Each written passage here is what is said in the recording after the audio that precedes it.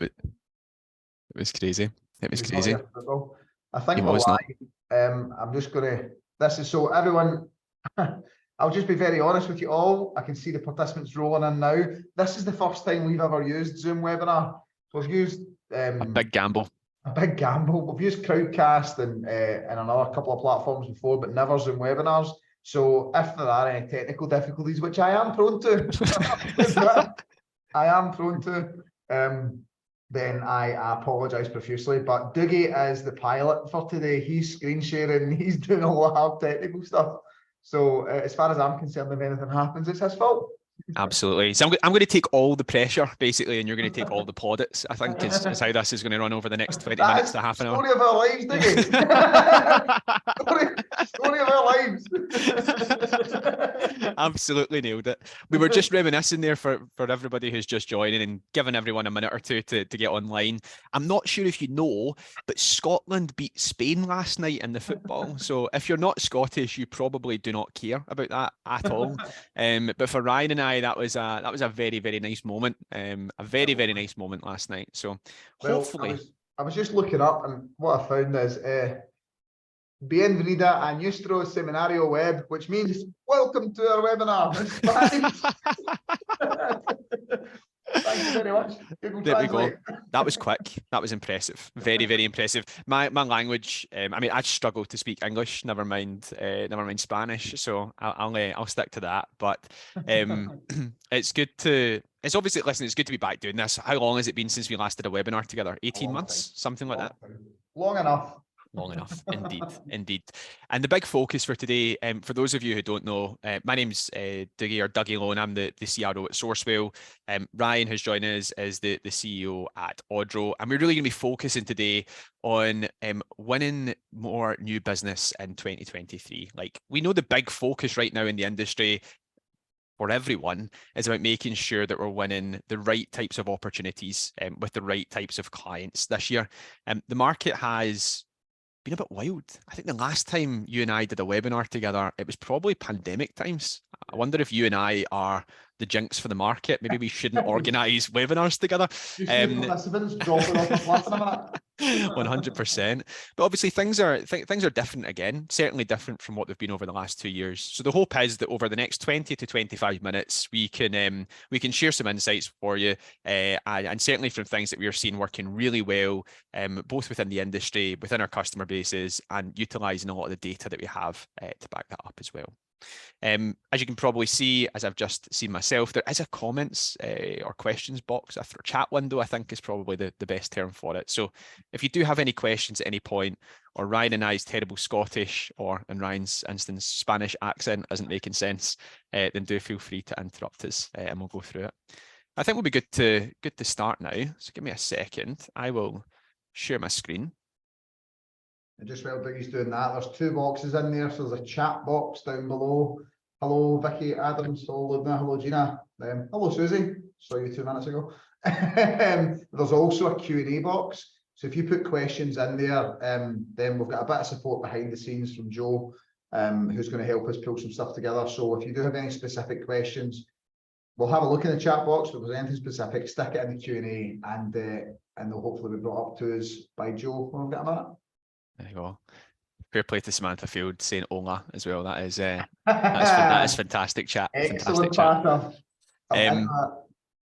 I do. You can see this on my screen, Ryan, hopefully, and hopefully everyone else can see it as well. I can see it. Yep. Perfect. Okay for everyone. So we've avoided the technical hitch number one. We've got the screen shared. So something that Ryan and I are both really passionate about, and I'm happy to speak on his behalf here on this one as well, is that we both are firm believers that winning no business today is actually better than winning bad business today. It's really easy that when the market is tough or tighter to take on opportunities or roles that you wouldn't historically or typically look to work. And it is super tempting to do that, right? But we're in the business of making placements and generating revenue. We're not in the business of just simply winning jobs.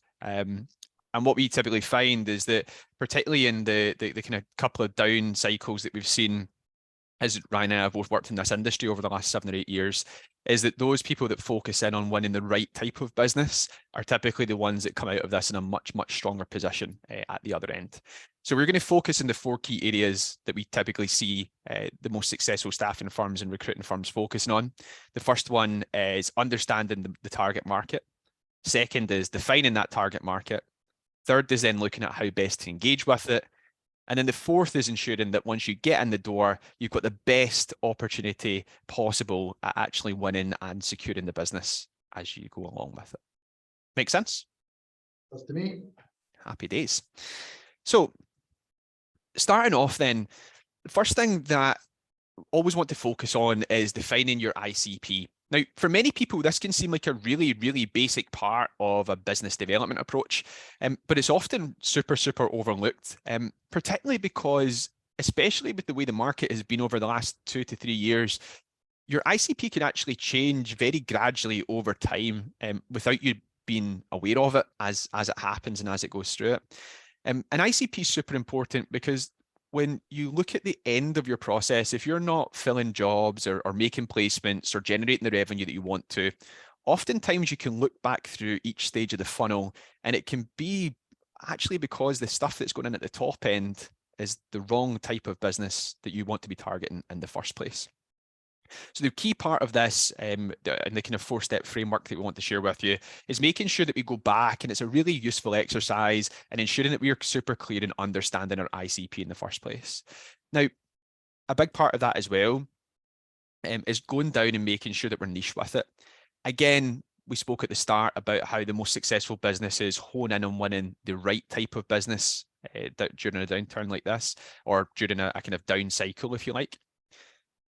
And a big part of that is making sure that we're not saying things just as simple as, hey, I recruit, tech roles in London, but actually being much, much more specific than that.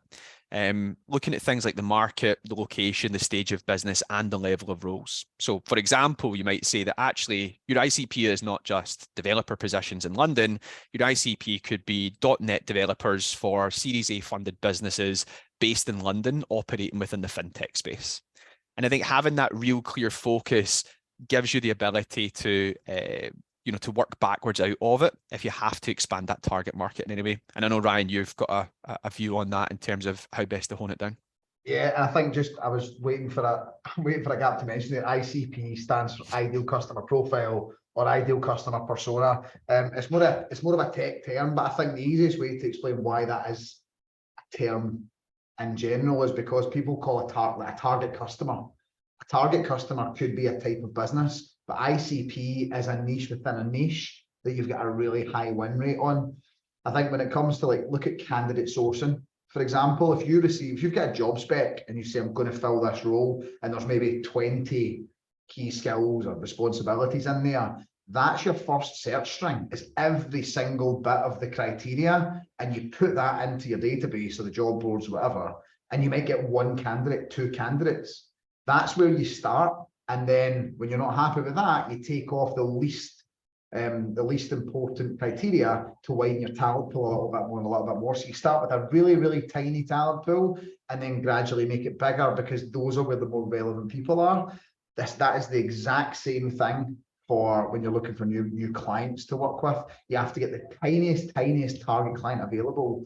And you've got your 4, the market, location, stage of business, and the level of role you're recruiting for in that business. That's not exhaustive. It could be anything. It could be when you look at the data, which is the most important part of this process, analyze the data and spot the trends. You have to spot the trends, and you need to be really creative with it.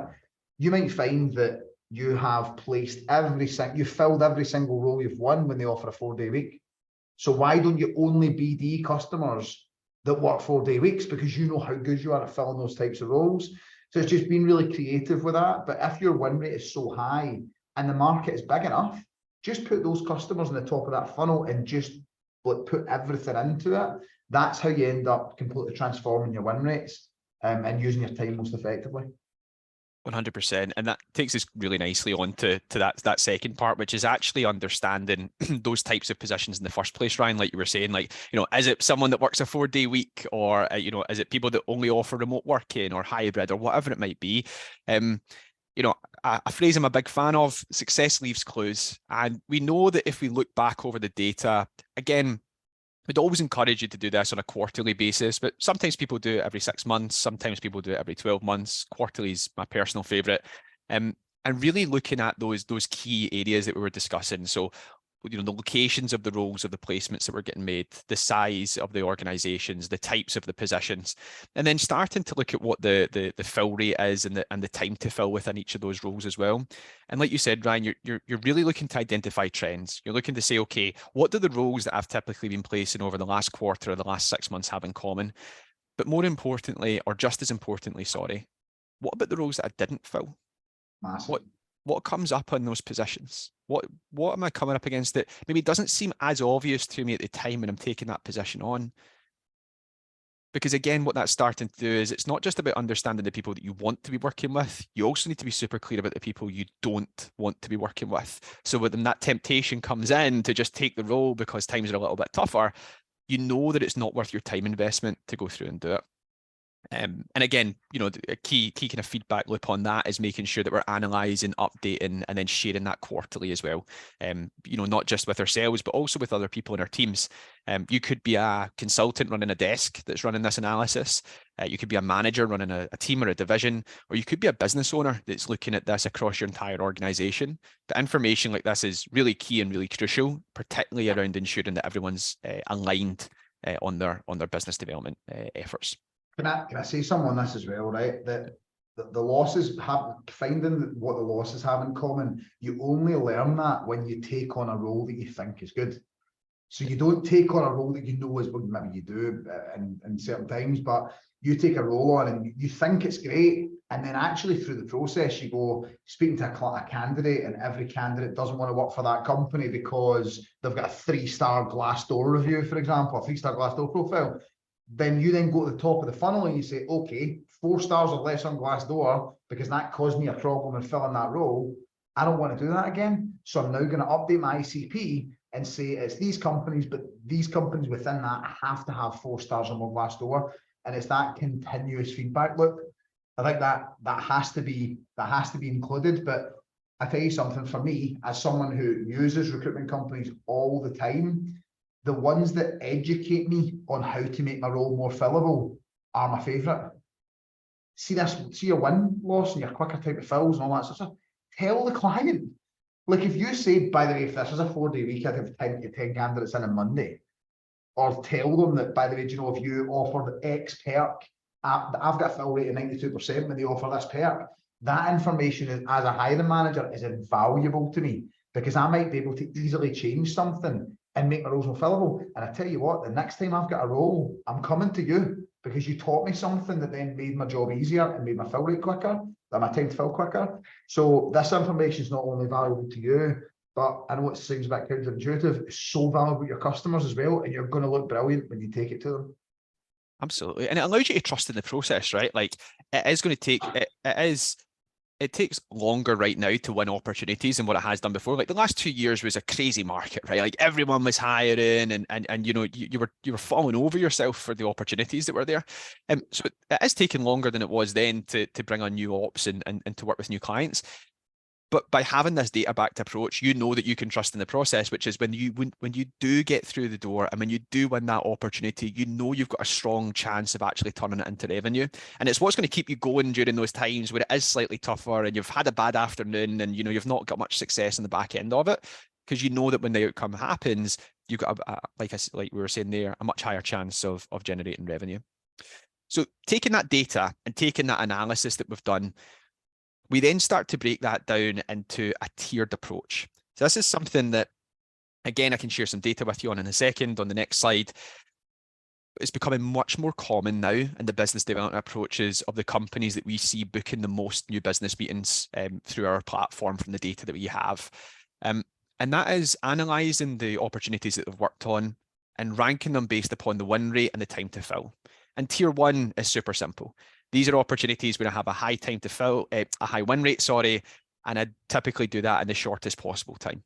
So I'm filling a lot of these jobs really, really quickly. Okay. Ryan, you know as good as I do that Not, all good things sometimes have a bit of a weight with them as well. They don't always come quickly, and that is why tier 2 clients are also important. So these are clients where you have a high win rate, but it takes slightly longer to fill that position, but you still have a really, really strong success rate at doing so. And then tier 3 is average. Okay, so we've got an average win rate on these types of positions, but an average time to fill. We shouldn't be ignoring them, particularly in the market that we're operating in just now. But the way in which we should be approaching those types of clients to win business from them in the first place is going to be very different to those tier 1 or those gold standard target accounts that we're trying to reach out to. You and I were joking about this before we came on, but anything lower, either ditch it or investigate it, right? So you might be sitting there saying, oh, I've got a really poor win rate and a really long, time to fill on those roles when I do actually fill them. That's up to you. If that's something you're super passionate about, and it's not making you money, then that's cool. But you've got to really be asking yourself, like, why do you want to be playing in that market in the first place? And if there is a compelling reason to be playing in that market, then you probably need to be asking yourself, why is that so poor, and what can you do to change it? Because otherwise you're going to be investing more time, more effort on winning opportunities that you're just not, sadly, going to generate a lot of revenue from. Yeah, I think one of the things to mention, using time to fill is a good one, right? Win rate can be probably high. If you've got a low win rate in something and you haven't got any leading indicators, any green shoots on there, then I would say bin it, right? You need to move on, because it's going to take you longer to work that out than it is to find something that you are having a decent success rate on. But time to fill, if you've got a great win rate but a really bad time to fill, there's ways you can improve that pretty easily. If you look at the successes you've had on your quick wins, maybe you had interview slots, maybe you had it exclusive, maybe it was a retainer. Like, if you then take that information, and you're maybe not going to improve the win rate by doing this, but you might improve the time to hire. And it's just, again, it's going back to that importance of having the data and looking at it the right way. Make sure your CRM information is absolutely spot on. But if you, for example, find out that your time to hire is halved because you've got interview slots agreed when you took the brief, then make that an absolute no-brainer. Like, make it a non-negotiable. We'll work with you, we'll get it in 6 weeks, but we need these interview slots. So again, and you can tell the client, on average, we fill this in half the time if you give us interview slots. So this Tuesday at 5 suit, that will help them. They want to fill the role.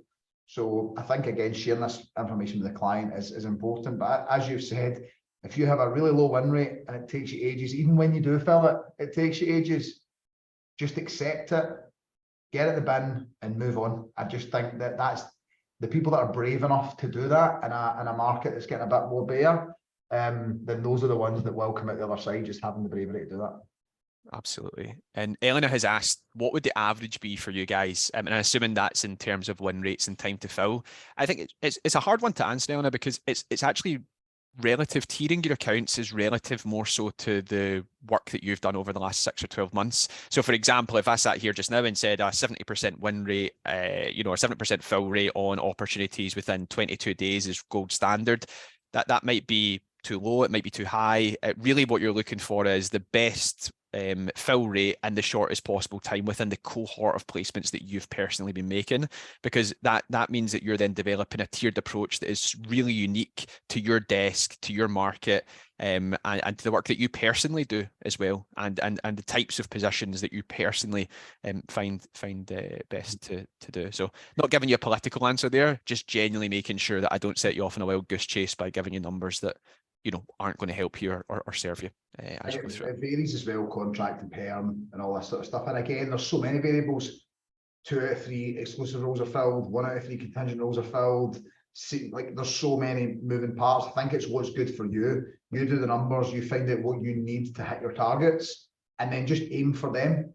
Like, if you say, I've got 10 people and I need 100 grand and my average fee is 8, then how many do I need? How many do I need to convert? And if the numbers don't add up, work on the conversions. Don't work on put more in the top of the funnel. That's what most people do. I need more jobs, make more calls. Like, well, actually, funnily enough, that might not be the answer, but you'll cover that later on.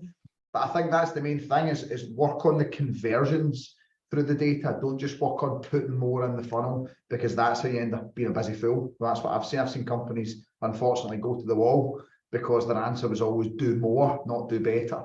So absolutely. Okay, so we've tiered their accounts, right? So we've established their ICP, we've looked at the data, we've then put these accounts into different tiers. So we know that these are now, we've run the data, we know these are the types of organizations that would meet our tier 1 or tier 2 or tier 3 accounts. How do we reach out to them? And Ryan, I know this is something that you're super passionate on, so I'll let you take this slide and I'll take the next one. No, that's fine. I think, look, and most people know, if you don't know me, me or Odro, we build video technology for recruiters. That's what we're known for.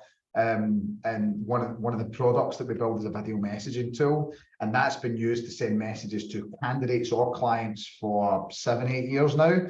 Been iterated a lot over that time, and we've learned a lot from the data. So if you'd spoke to me 3 years ago, I was an absolute evangelist of record one video for one candidate and make it as personal as you possibly can. Say their name. If you know their dog's name, say it. If you know what football team they support, say it. Make sure you get everything out there so that it's so impactful to that person, and it's unequivocally you've taken the time to record it just for them. You will get a higher response rate. And that's true today. That's categorically true today. You will get a higher response rate than anything else if you record a personalized video for that candidate or client, sorry, when you say the right things.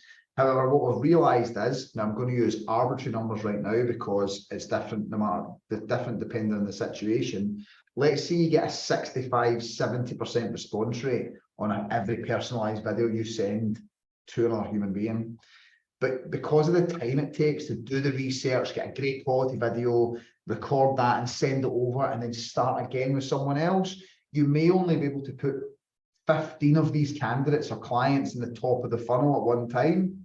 So we're thinking, well, how can we get more, like get a good response rate, but get more in the top of the funnel? And that's where we came across this personalization to relevance scale. You can still get a great response rate if it's very relevant, but that doesn't have to be personalized. So let me give you an example. Dougie and I were talking about it earlier. I might send a video to Dougie and I'll say, Dougie, I know you're a Rangers fan. I know you live in Glasgow. I know you travel to London quite a lot and all these things I know about you. My name's Ryan and I want to sell you something, so I'm going to call you tomorrow. That will get a response. But if I just know Dougie's a Rangers fan and I then find out, I don't know, I've looked on LinkedIn and I've found 30 clients that follow Rangers on LinkedIn, I'll send them a message about Rangers and say, I know you're a massive Rangers fan. My name's Ryan. I want to sell you something. Fact about Rangers, which I don't know because I'm a Celtic fan. But regardless, if we go down that route, we might not get a 70% response rate, but you can get a 30, 40% response rate. But I've been able to put 10, 20, 30 times more people in the top of the funnel. So by the time it's flowed through, I have more people on the relevance side than I do on the personalized side. And it's taken me less time to get more candidates. So I think it's really important. And no matter what, I'm obviously a massive advocate of video. I've been in the receiving end of video. I've seen the results of sending videos myself and across our whole business and over 10,000 agents, recruiters. But for me, this can also apply to emails. You know, it can apply to written, it can apply to what you say on the phone. It's about the balance of relevance versus personalization. I think the final thing I'll mention on it is that it's relative to the size of your market.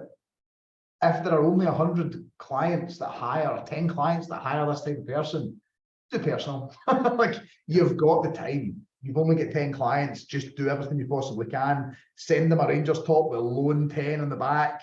Get it signed by the whole team and send it through. If there's only 10 clients in your space, it's worth it. But if you've got 1,000 people in there, sending them an email about Rangers is just probably enough until we've managed to get that market share. So it's understanding how big your market is should then tell you where you land on that personalization to relevance scale. Absolutely, 100%. And I think that ties is really, I mean, I would definitely welcome a signed Rangers top from anyone who wants to recruit for SourceWhale. So feel free to send that through.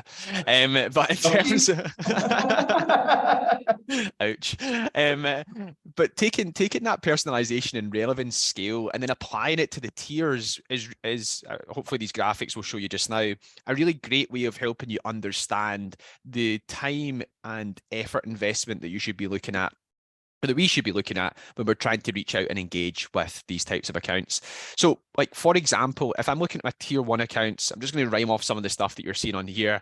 You know, I want to be automating the admin, right? Not necessarily automating the messaging that's going out on these types of accounts. I want to automate the admin around that so that I can free up more time for me to craft more unique messaging. You know, these are going to be the smallest lists that we have, but we know they're going to be our highest value because we have a high win rate in a short period of time. But we should also then be looking to leverage additional elements of that as well. So things like personalized videos, as Ryan said, like going super personal with it, but also looking at areas like referrals. How can I get referred into these tier one accounts? Again, it's worth that extra time and effort to map my network around that account properly. What events could these types of accounts be attending? Or how could I even run events that might engage with these types of people in the first place as well? And really, you know, a big fan of these two things. You know, spend your marketing cash here. If you're a business owner trying to understand where you should be spending your marketing budget at the moment, is on these tier one accounts, because you know that you're going to get the highest yield when you do get those wins, and you can naturally align with partners around those types of accounts as well. You'll see on a sliding scale as we go through tier two and tier three that it starts to change slightly. So in tier two, again, we see this on people that use our platform. Automation becomes much more relevant, not just around the administrative side of it, but also around some of the messaging as well. But you want to make sure that whilst you're automating some of these touch points, you're also ensuring that you're weaving in you know, high personal elements to that as well. So for example, you may automate one or two emails with personalization variables in it, but you need to ensure that the rest of that approach has things like calls, video messages, LinkedIn steps, you know, these types of things as well. So again, a smaller list, but definitely not as small as the one that you have in tier one. And that takes us right down to tier three, where, you know, you're more automation heavy. The list is likely to be larger.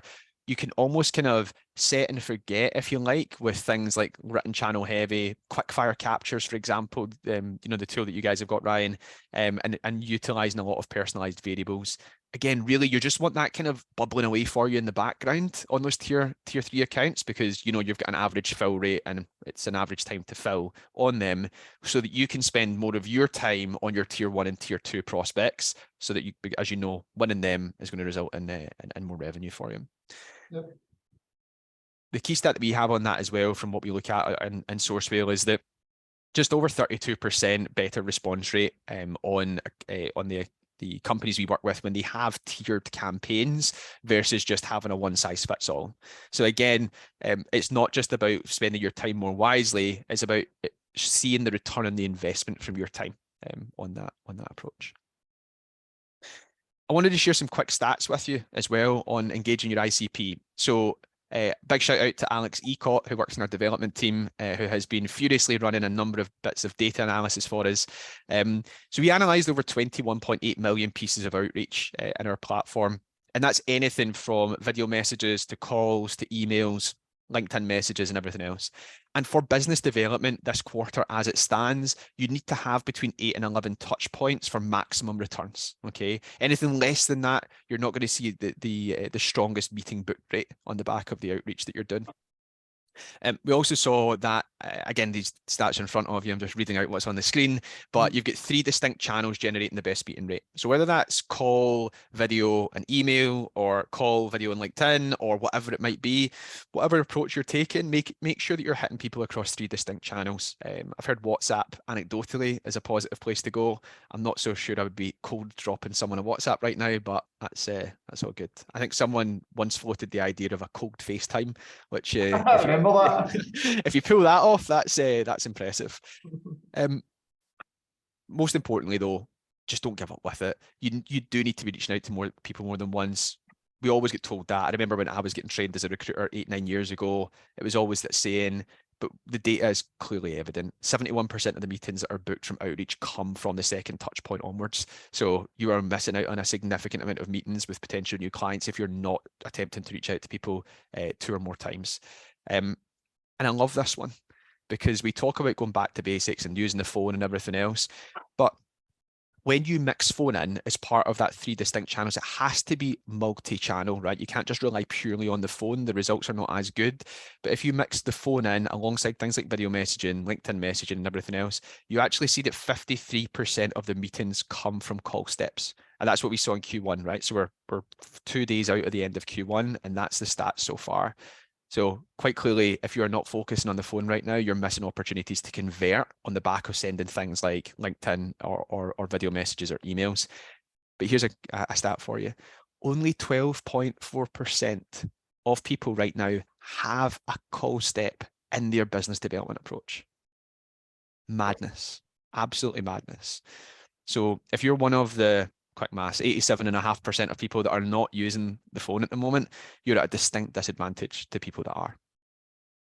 That's my preaching done on that side. So I'll leave you. I'll leave you to take us through your stats, Ryan.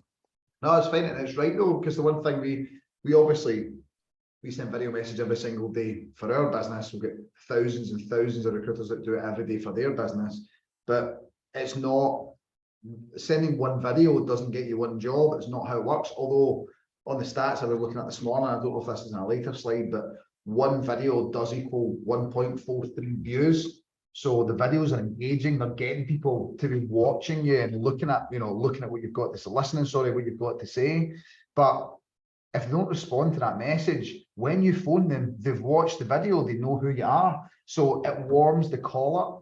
And the thing is, you can send videos at any time of the day or night. You can record them all at once, and then you can send them all when you've got, downtime, when you can just start firing through your to-do list, if you like. If you're doing that on Monday and then going through all your calls on Tuesday, that's how you get a warmer call. And I can only see that increase in the stats that you mentioned previously from your call steps. I think from us, you put some stats on there. 95% of video messages are retained versus only 10% when it's written down. 92% have said about a good ROI from video, and 8 out of 10 people have purchased software after watching the brand's video. So for me, what we used to talk about this for years, Dougie, but what happens in Palo Alto and the tech world comes to recruitment 2 or 3 years later. Whether it's video messaging that has an absolutely tremendous impact, and then we take it to the recruitment industry and then it has a brilliant impact there. It's just like they do something really quickly. Automation as well. Automation is exactly the thing. It started in tech sales and then has managed to make its way to recruitment. So there's massive learnings to be had from over there. So these stats are great leading indicators of what our industry is going to look like in a few short months or years. But again, video marketers getting 66% more qualified leads per year.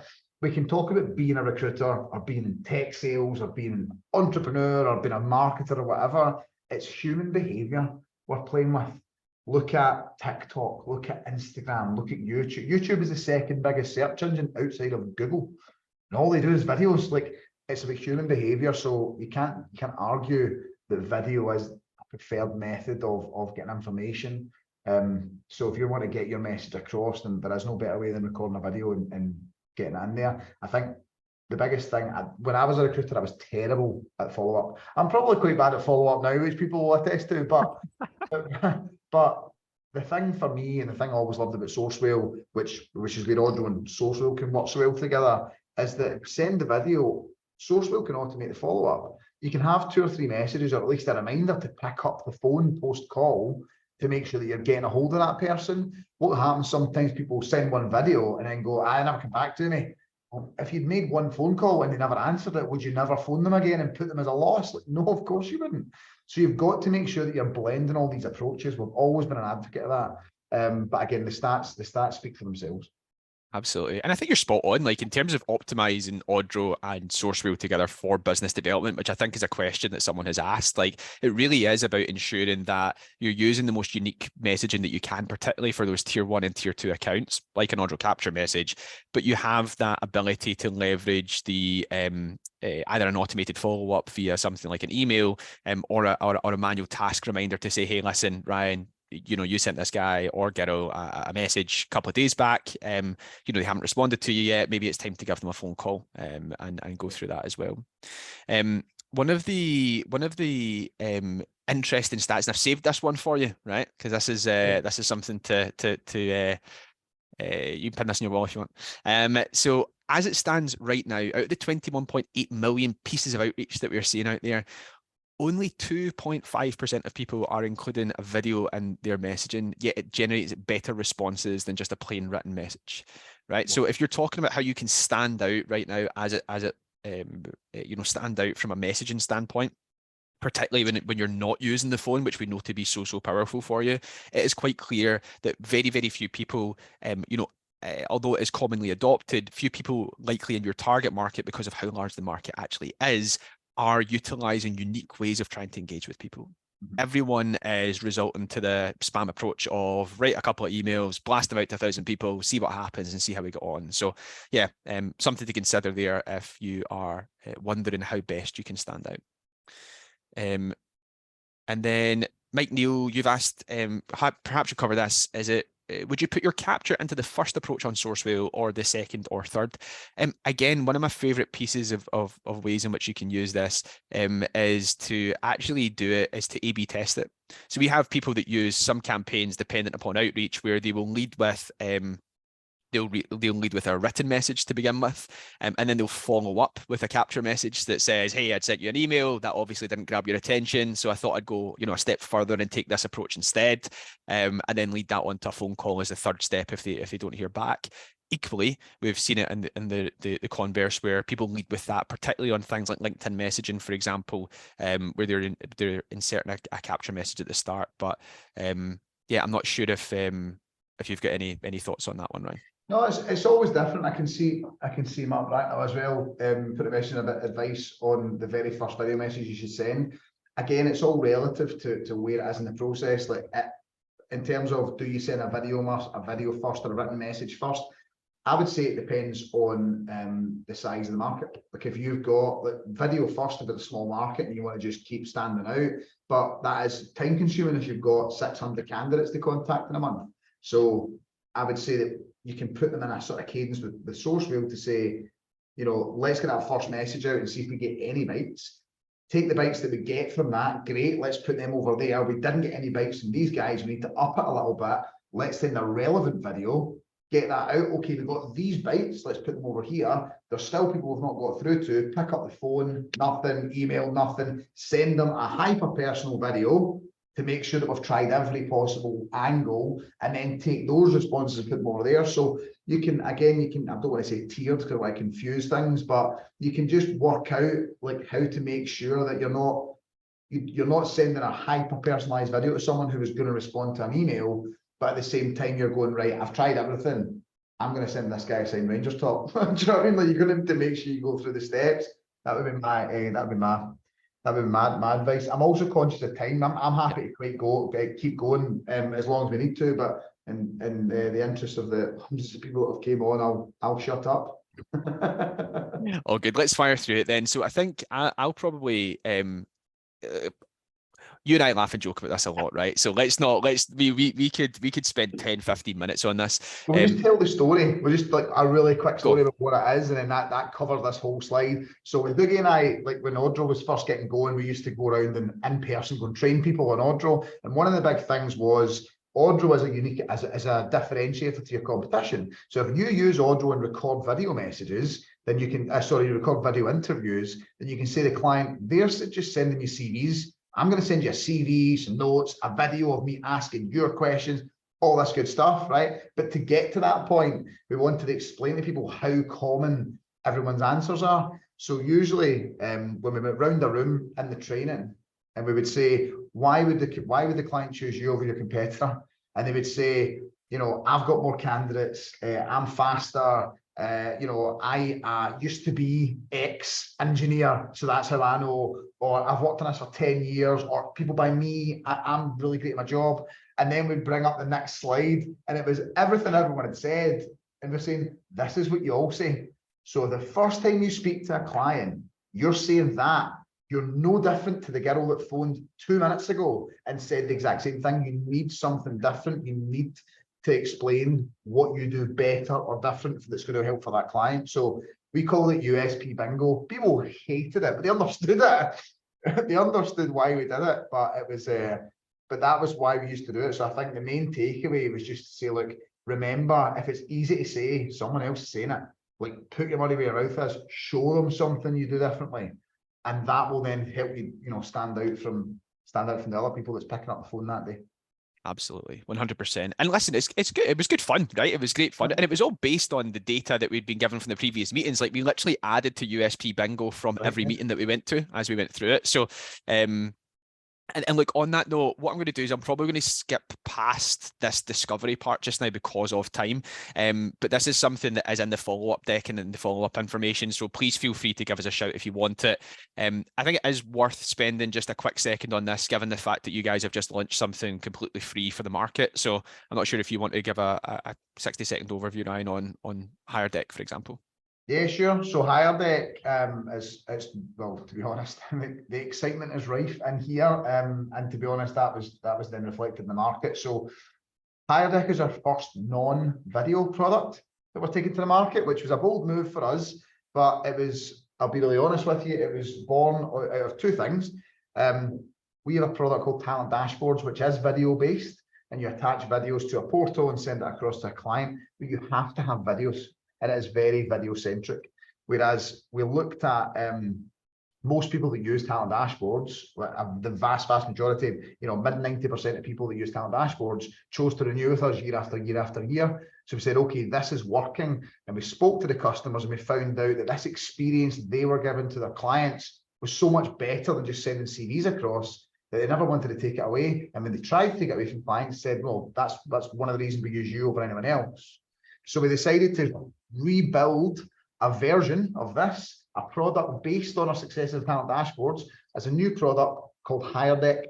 Higher Deck is a candidate submission tool that automatically pulls all of the information that you have in your CRM, parsed CVs, the CV itself, all the candidate information, and pulls it into this beautiful looking submission that can be completely customized with your branding. It takes comments, you can upload a load of different information on the candidate, but it also has, which it doesn't show in this slide, it also has a Kanban board. People don't know what that is, where it basically is like a Trello board for your client. That's how they manage the process. So it's hooked into your CRM, and they drag the candidates they like along through the first stage, second stage interview process, and you get an email notification every time. Again, no requirement for video, but this allows you to give a superior experience using your agency versus using the guy that just bangs over CVs in an email.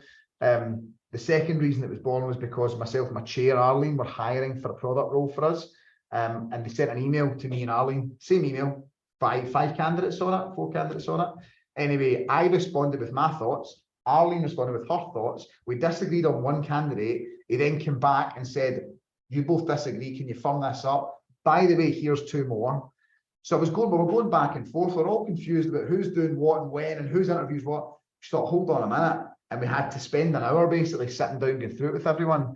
So Higher Deck was born out of that frustration too. And for us, we just thought, you know what, we can do this for free. We know we can. We owe it to a market that's supported us for 8 years now. So if anyone on this webinar wants it for free, go to Higher Deck, all one word, higherdeck.io. And then just click join the waiting list. We're a couple of weeks away from launch, and we're running a beta program as well for the first few weeks to get some feedback. But this is a very, very exciting time for us, bringing something non-video based to the market. But it's really exciting. So that is Higher Deck. I have seen a lot of this, and I can tell you honestly, without blowing smoke, it is super, super impressive. So if you haven't had a look at it yet, then get yourself on the waiting list, have a look at the website, definitely check it out. It's going to be absolutely next level, and it's free. So like you're at a disadvantage by not offering it, so you might as well take a look at it and do it. I love the fact that Eleanor has asked, how do you spell that? Your accent makes it difficult to figure it out. We've had this discussion already. Thankfully, less than half of Odro is now Scottish. So HIREDECK.io. Yes, Higher Deck, like a sales deck. And then a couple of people have asked if it's going to work on different, like other CRMs, so like Vincere, stuff like that. So I don't know if that's something that... So yeah, our first integration is Bullhorn. That will be live in a matter of weeks. When you fill out the waiting list, if you let us know what CRM you're on, we're going to be looking at, okay, what do we do next? Because the most important thing for us is actually that it's CRM first. So it's not, you cannot use it standalone. That's intentional. If you're doing all this stuff and making sure that you're giving the client a kind of window into the process, that has to wire back into your CRM, so it's a single point of truth. So we're intentionally saying, no, we're not going to give you another dashboard to look at. We're not going to give you another product to log into. It has to live inside your CRM. So Bullhorn have been fantastic, really supportive with us, helping us build this and get it to market, and work really, really tight with Bullhorn. So all of the CV information that's already parsed in will be pulled into a candidate profile for each candidate. So it's all branded, it's all stripped of all the information that you would want to strip it. Saves you having formatted CVs, and all the comments and everything that's added to the hire deck go straight back into the CRM. But to answer the question directly, Bullhorn is the first integration. But when you fill in the waiting list, tell us where you are, and then we'll update you if we're going to do anything different on that for other CRMs. Nice. Happy days. So I think we should round this off by not going through this in great detail, because we've spoken about this at parts throughout the conversation. Again, we will send this to you on the slide deck. So if you want to investigate this further, this is really just a summary of what Ryan was discussing earlier, that, when we're scoring opportunities, or we're looking at the data behind positions, you can use this to leverage things like interview slots, etc., with the client. But to take us to the final part, and for those of you that have stayed, for the hundreds of you that have stayed as we've ran on drastically, really, really appreciate it. For those of you that want to go and get your lunch, if you're in the UK, feel free to do so. But I think there's a couple of questions that you and I can work our way through just now, just to make sure that we're leaving everything from a complete perspective, if that's cool with you, Ryan. Yeah, no worries at all. That's fine. Right, so who's ant and who's deck then? So who's going to be asking the question and who's answering them? I think we'll take it in turns. So I think going back to one of the questions that Ross asked was, how frequently do you tend to get the touch points in? So I think he's referring there to the 8 to 11 touch points over what period of time? We typically see it over 4 weeks, Ross. So you typically look at that over a 4-week period. Again, dependent upon the type of touch point, it might just simply be that you're just going to send them a connection request in LinkedIn. You don't have to leave 2 or 3 days between that. But again, over 4 weeks, 8 to 11 touch points over 4 weeks is what we're seeing right now in this market to be the most effective way to reach out to people. So that's that one. And then if I look over here, do Odro partner with other companies when it comes to integration? Ryan, that's an Odro question. So we've got a full open API. We've integrated with several CRMs over the past few years. Strategically, Odro's now moving into a sort of 3-product set rule. It's going to take us a long time to get there. So each product will integrate differently. But we will be looking at the market leaders, and the ones with the highest customer satisfaction. We'll be making sure that we plug into those. So yes, Bullhorn is first, but you look at our interview product or a video messaging product, we integrate with Bullhorn, we integrate with Job Adder. So there's a lot of different ones on there, and we'll consider all. We want to, at the end of the day, we want to make sure that all of our users get the best experience. So that's why we're asking, if you fill out the hire deck waiting list and tell us which CRM or ATS that you're on, then we'll be able to look at that data and look at the kind of requirement for each integration and build that there. Perfect. Happy days. A question here from anonymous attendee, which is, SourceWhale has advised to leave links out of initial emails. Would you suggest leaving captures to the second emails? Okay, so that refers to guidance that we have around things like preventing yourself from going completely into like a spam, spam folder, whatever it might be. There's a balancing act with that. I feel like I want to address you by name, but I can't. But there's a balancing act with that, which is that if you're sending mass volumes of messages out at one time, and you include numerous links and images and things like that within that, you do obviously slightly increase your chances of hitting something like a spam filter, right? Because if you're sending out 200, 300, 400 messages in a minute with all of that in it, you're going to increase that chance, particularly if you have never reached out to that domain before. That being said, though, we see people use capture really effectively in conjunction with SourceWhale on things like LinkedIn messages. So when you're sending a LinkedIn message to someone, and we do see people using it, particularly on those tier 1 campaigns in the first email outreach, and having good success rates on the back of it. Again, it really is just about ensuring that if you're doing a volume play, then I would probably go, and you're going to be messaging 500, 600, 700, 800 people or something all at once. I would probably reduce the volume of imagery and links and things like that you have within it. But really, it's just about making sure that you're doing it in the most relevant way that's right for the approach that you're doing. Honestly, A/B testing is my favorite thing in the world. Like, try it one way, try it the other way, whatever works best for you in your target market. Keep going at it. And Just a big fan of that here as well. Just all the time. Absolutely. And to be fair, we're big fans of it in here as well. And look, I'm conscious of time, so I'll probably answer that final question on there from Joshua, who's asking, what advice can you give to someone? Jumped away there. What advice do you give to someone that who's just started and doesn't really have a client base? Before I get to that really important question, will HireDeck be replacing Talent Dashboards? No, it won't. HireDeck and Talent Dashboards are different products. HireDeck is a free product that's online, completely different. So I feel that's really important to answer as a chief executive Odro. But anyway, back to Joshua. What advice would I give to someone who doesn't really have a client base?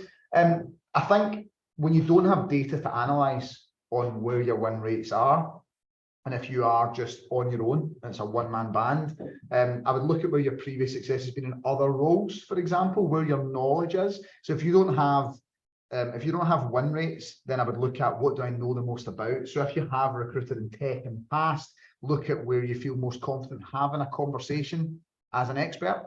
So if you know more about JavaScript than you do about Java, then go to JavaScript and start there and just double down on learning about that.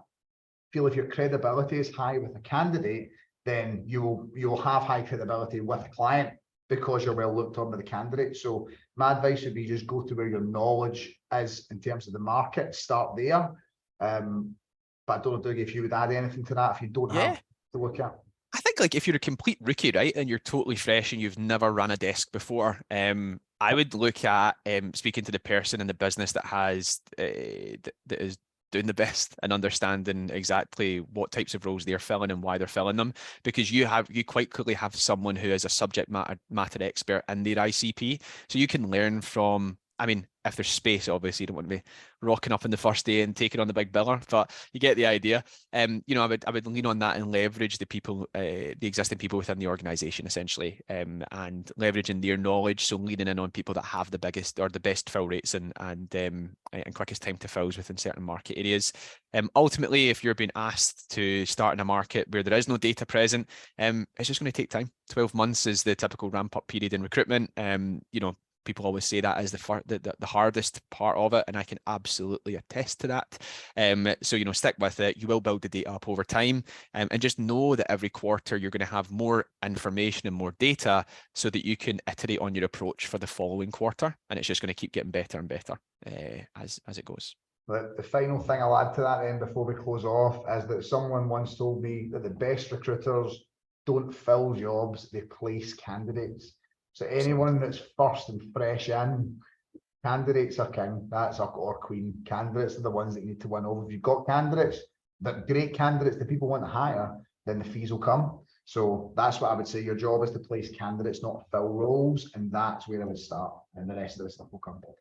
100%. So everyone, I want to say thank you for turning up and listening to the Scottish dulcet tones of Dougie and me, then adding some eloquence.